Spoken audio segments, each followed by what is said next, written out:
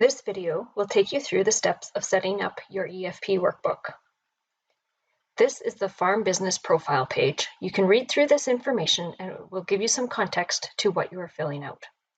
If you scroll down, the first part that you enter is some details about your farm business. Use the farm business name that you report on your income tax return. A good test is to ask yourself, would the bank cash a check made out to this name? If you have more than one farm business, a separate EFP workbook will need to be created for each business. It's important that you correctly name your EFP workbook. In the event that you apply for beneficial management practices, cost share programming, the name on your EFP statement of completion must match the name on the funding application. Under account type, there are 3 account types you can create. Primary producer are any farmers, eligible industry service providers, and post-secondary institution or students. Have you completed an EFP for this farm business and received a statement of completion in the past? So if you've done an environmental farm plan anytime in the past through the workshop and paper workbook process, you would click yes. If this is your first time ever doing an environmental farm plan, you would click no. Then you have to, this is where you select to give CAP your permission to share your EFP status with your local watershed district.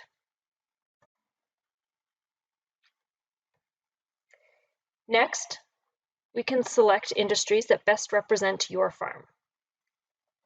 To choose an industry, select a category from the first drop-down box. So we can do a beef operation, then click on the second box and select a specific industry. And then click Add. You can select more than one industry and they will show up in the list below. You can then use the yellow star to identify the primary industry, or you can use the red garbage can icon to delete an industry if you added one by mistake.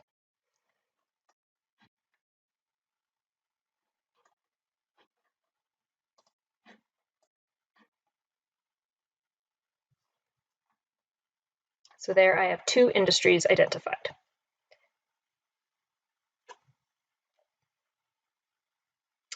In the farm industry group section, you can identify if you are completing an EFP for an industry requirement.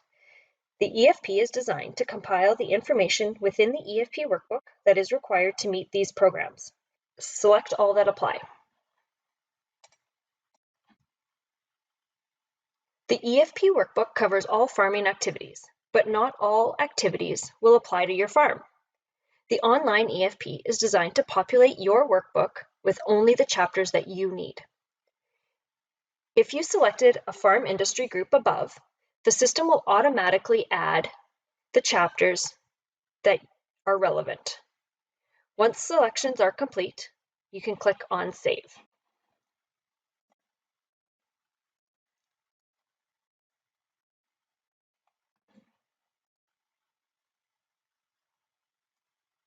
You have now created your first Environmental Farm Plan Workbook. Your workbooks will appear on your producer dashboard when you log in. This is what your dashboard looks like. If you have more than one workbook, they will show up in line here. To enter your workbook, just click on the workbook name. If you need to edit any of your farm information, you can return to the Farm Business Profile page at any time by clicking on the farm information in section A. The system has several navigation features to help guide you through the process. There is a navigation panel on the left-hand side that shows the 3 sections of the workbook, section A, section B, and section C. And there's categories within each of those sections. The blue icon indicates an informational page.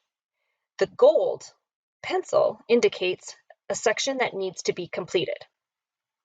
Once a section is completed, you will see a green check mark. The online EFP will walk you through each step of the process by using the Save and Continue buttons at the bottom right.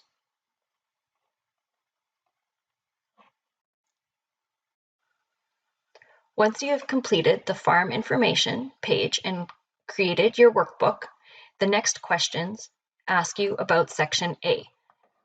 The first question is, do you manage land for the production of crops, hay, or pasture that contains natural areas? So if you manage any land, you would click yes. And then, do you have any livestock? If you have livestock, you would click yes. If you do not have livestock, you would click no. This will help populate what parts of Section A you will need to complete.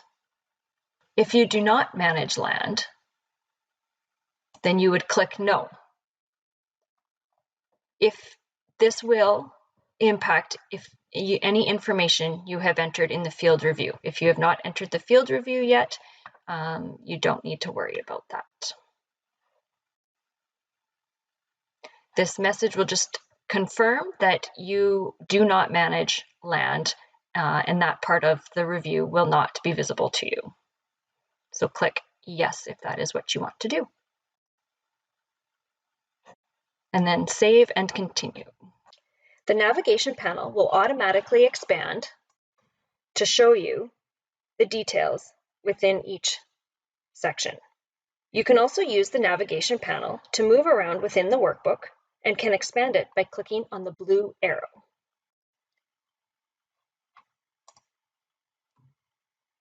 There is a progress bar across the top that will show you where in the process you are as you work through your workbook.